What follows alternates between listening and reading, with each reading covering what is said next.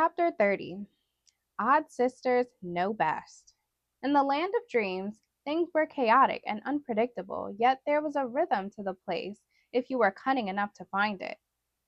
And for those who found it and learned to harness the magic, almost anything was possible in the dreamscape. Each inhabitant of the dreamscape lived within his or her own chamber, composed of tall mirrors, each of them reflecting different images, showing the dreamer events from the outside world connected to the dreamer.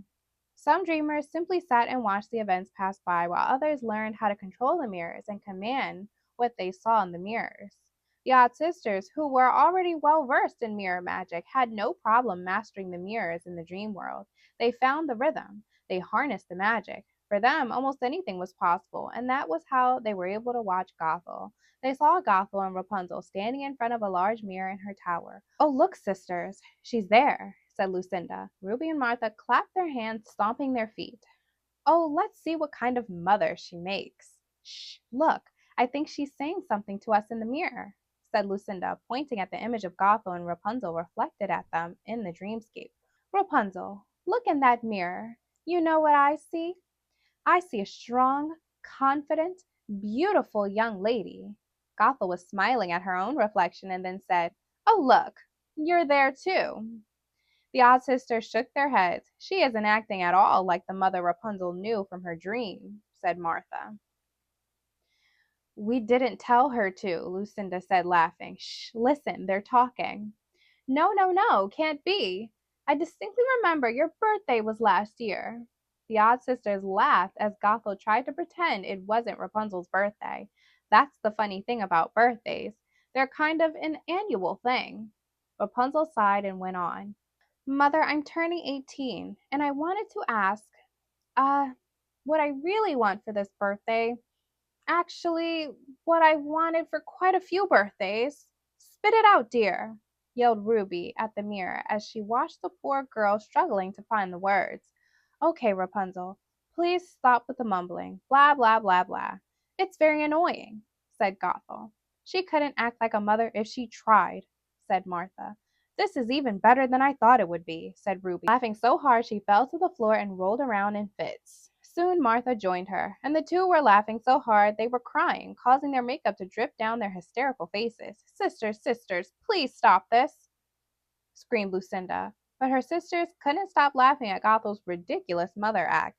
"You're missing the entire thing, sisters," yelled Lucinda. "She's singing a song, for goodness sake." But her sisters couldn't stop rolling around on the floor, laughing so hard the mirrors in their chamber were shaking. "What would Circe think if she saw you now? Ruby, Martha, stop this at once." Immediately the sisters stopped. "No fair conjuring Circe," said Ruby, tears still running down her face. "I didn't summon her. I'm just reminding you that we need to conduct ourselves properly if we ever want to be let out of this place." "Did I hear you say Gothel sang a song?" asked Ruby, trying to muffle her laughter.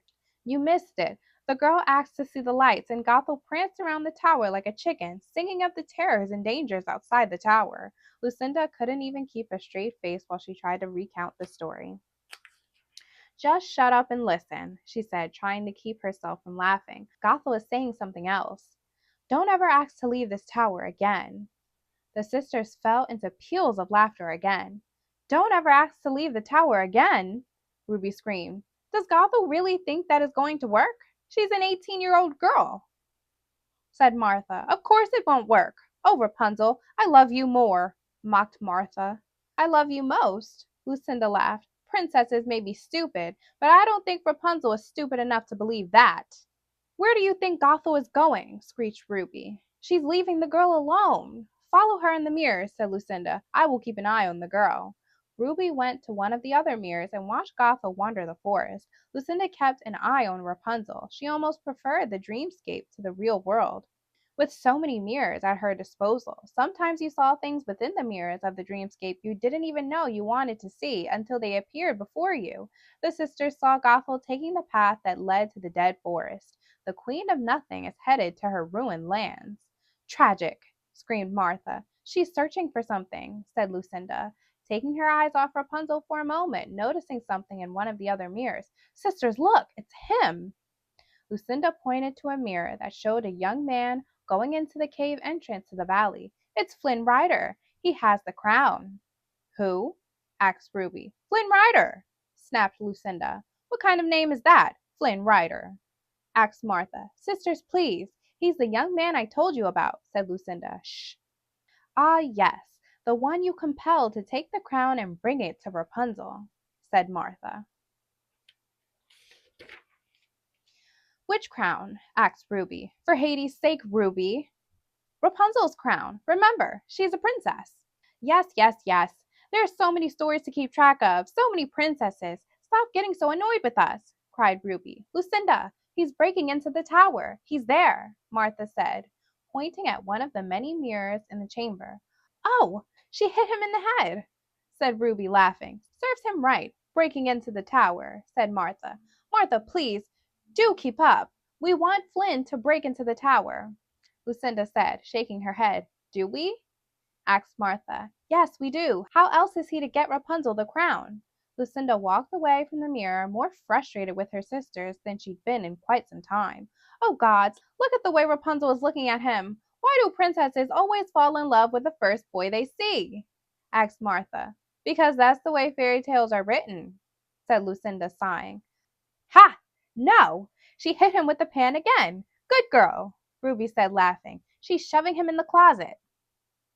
Sisters, listen. Pay attention, both of you. We want Flynn Rider in the tower. We want them to be friends.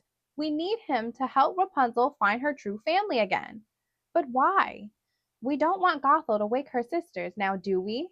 Of course we don't, Ruby and Martha said. Hades, she's on her way back with the sleeping potion. Look, said Lucinda, pointing at Gothel in one of the mirrors. Is it one of ours, Lucinda? One of our sleeping potions? It doesn't matter. Flynn is in that closet, and we need Rapunzel to get rid of Gothel and talk Flynn into taking her to see the lights. Yes, if she doesn't kill him with that frying pan first. The sisters laughed. And what about Gothel? What about the sleeping potion? She's going to try to put that girl back to sleep. The girl will have to get rid of her before she tries to use it. Oh, look, look! Rapunzel has the crown. She's trying it on. She's trying it on. Let's just tell her now that she's a princess, squealed Ruby. We can't talk to her through the mirror, idiot. She doesn't have magic. And even if we could, I wouldn't want to spoil all the fun of seeing Gothel squirm, said Lucinda. I want her to think she's won. I want to fill her heart with hope and then see it destroyed. She's there. Gothel's there. Look, said Ruby, pointing to one of their mirrors where Gothel was calling up to the tower window. Rapunzel, let down your hair. One moment, mother, called the princess after stashing the crown in a vase. I have a big surprise for you, called Gothel. I have one too, said Rapunzel. Why has Gothel been using that strange sing-song voice? It's ridiculous, said Ruby. The odd sisters were transfixed by the images in the mirror as they listened to Gothel's and Rapunzel's voices dancing around each other. Each was too consumed with her own plans to listen to the other. My surprise is bigger, yelled Gothel as Rapunzel pulled her into the tower with her long hair. The odd sisters could see Gothel going in through the window. She was acting very animated, almost like a stage actor or a large puppet. I brought back parsnips. I'm going to make hazelnut soup for dinner. Your favorite. Surprise! The odd sisters laughed. Soup? That's the surprise? Screeched Martha. Hazelnut sleeping potion soup. Surprise! Yelled Ruby, making Martha laugh. Well, Mother, there is something I want to tell you, said Rapunzel. The odd sisters screamed, No, no, no, don't tell her. The girl couldn't hear them, of course, but there was a power in their voices, magic, and they were trying to use it to manipulate Rapunzel. Shh, Gothel was talking. You know I hate leaving you, especially after a fight when I've done absolutely nothing wrong, said Gothel. The sisters laughed. She had no idea how to act like a mother. She'd never taken care of the child when Rapunzel was little. Whatever happened to Mrs. Tittlebottom? Asked Ruby, and suddenly Mrs. Tittlebottom appeared in one of the mirrors. She was baking a magnificent cake, bigger and more beautiful than the one she had made for Rapunzel's 8th birthday. Stop it! We're supposed to be watching Gothel. Get rid of Mrs. Tittlepants. Tittlebottom. What? Her name is Tittlebottom. Well, frankly, I think both names are ludicrous, Lucinda snapped. Is she baking a cake for Rapunzel? Does she remember her? Not quite, said Lucinda, but something compels her to make a cake every year on this day. Shh! Never mind her and listen. I think that stupid girl is about to tell Gothel Flynn is in the closet. Enough with the lights, Rapunzel, yelled Gothel. You are not leaving this tower, ever. Oh, look at Gothel showing her true colors, Ruby said. There's the Gothel we know. Gothel reclined on the nearest chair dramatically, as if yelling had drained her. She's really hamming it up, said Ruby, giggling as she watched Gothel put her hand on her head as if she were going to faint from the exhaustion of it all. This is too much, said Ruby, like a badly acted melodrama.